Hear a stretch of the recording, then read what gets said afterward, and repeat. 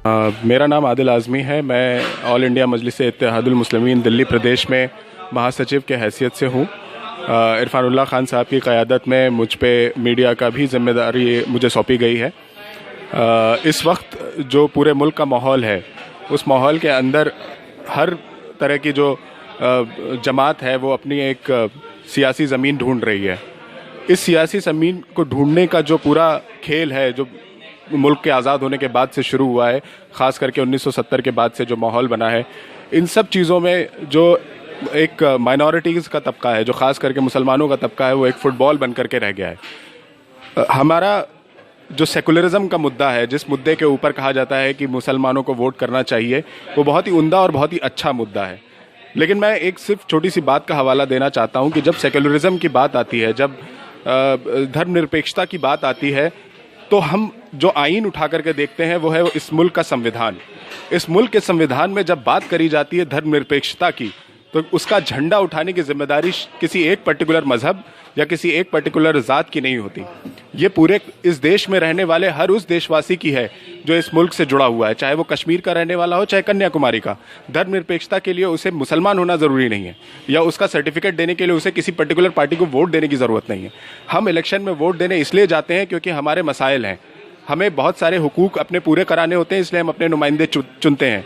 अगर हमें social security के नाम पे वोट करना है तो हमारा सिस्टम फेल्ड है, हमें ये मानना चाहिए। फिर अगर ये कहा जाता है कि हम धर्मनिरपेक्ष हैं और हम पार्टी में आएंगे तो दंगे बंद हो जाएंगे, आप आसानी से अपने मजहबी हुकूक को पूरा कर सकेंगे, अगर कोई पार्टी इस बात की बात कहती है तो वो अनकॉन्स्टिट्यूशनल स्टेटमेंट्स दे रही है, और हमें इन चीज़ों को समझने की ज़रूरत है। मुसलमानों को इसी बात से गुमराह किया जाता है। जी, उत्तर प्रदेश की जनता को, खास करके यूथ को मेरा ये सबसे बड़ा मैसेज है, क्योंकि मैं भी एक यूथ तबके से बिलोंग करता हूँ। मेरा सबसे बड़ा मैसेज ये है कि देखिए, ये एक इत्तेहाद की शुरुआत है, और इस इत्तेहाद के लिए अगर आज आप तैयार होते हैं तो आने वाले 30 साल तक आपको मेहनत करनी पड़ेगी, तब जाकर के तस्वीर कुछ बदलेगी।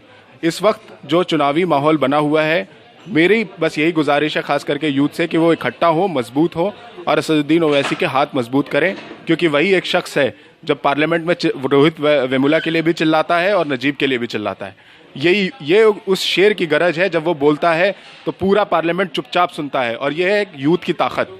इस वक्त अगर एक असदुद्दीन ओवैसी है, अगर हर मुसलमान का नौजवान असदुद्दीन ओवैसी बन गया तो मुल्क के हालात इंशाल्लाह बहुत जल्द तब्दील हो जाएंगे। दिल्ली के पैर कितने मजबूत हैं? दिल्ली के पैर बहुत ज़्यादा मजबूत हैं। मैं शुक्रगुजार हूँ असदुद्दीन ओवैसी साहब का कि उन्होंने इरफानुल्लाह खान साहब जैसे मंझे हुए राजनीतिक खिलाड़ी को हमारी क़यादत सौंपी।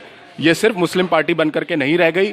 मैं बहुत शुक्रगुजार हूँ इरफान साहब का कि उन्होंने सिर्फ मुस्लिम इलाकों में काम नहीं किया। आज हमारे पास बवाना, देवली, संगम विहार, बदरपुर जैसी दीगर इलाकों में, इवन नरेला, इन सब जगहों पर हमारा संगठन खड़ा हो रहा है धीरे धीरे, और मजबूती के साथ खड़ा हो रहा है।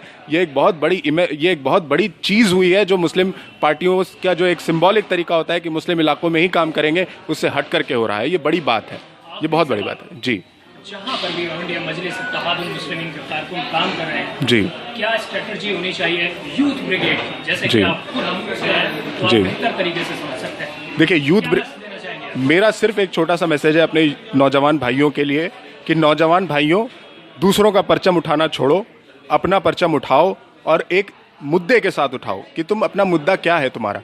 आखिर जो मुसलमान तबकात हैं वो घीटोज़ में रहने के लिए मजबूर क्यों हैं? उनके पढ़े लिखे नौजवानों के पास नौकरियां क्यों नहीं हैं? मुसलमानों के पास अपने बिजनेस तो हैं, लेकिन हमारे मोदी जी, प्रधानमंत्री जी स्किल इंडिया डेवलपमेंट की बात बहुत करते हैं, लेकिन इस बात को कहने से भूल जाते हैं कि मुसलमानों में सबसे ज़्यादा वो तबका मौजूद है जो अपना काम करता है। उनके सर्टिफिकेशन के लिए क्या कर रहे हैं? उनको पहचान देने के लिए क्या कर रहे हैं? इन पहचान के मुद्दों को लेकर के हमारे यूथ को लोगों के बीच में जाना चाहिए और इस बात को कहना चाहिए कि हमारा असली मुद्दा है कि हम भी उस तरीके से मौशरी तौर पर मजबूत हों जिस तरीके के दूसरे मजहब या दूसरे ज़ात के लोग हिंदुस्तान में मजबूत हैं। सबसे पहला सवाल लेकर के हमें लोगों के बीच यही जाना चाहिए। बहुत बहुत शुक्रिया हमसे बात करने के लिए। बहुत बहुत शुक्रिया।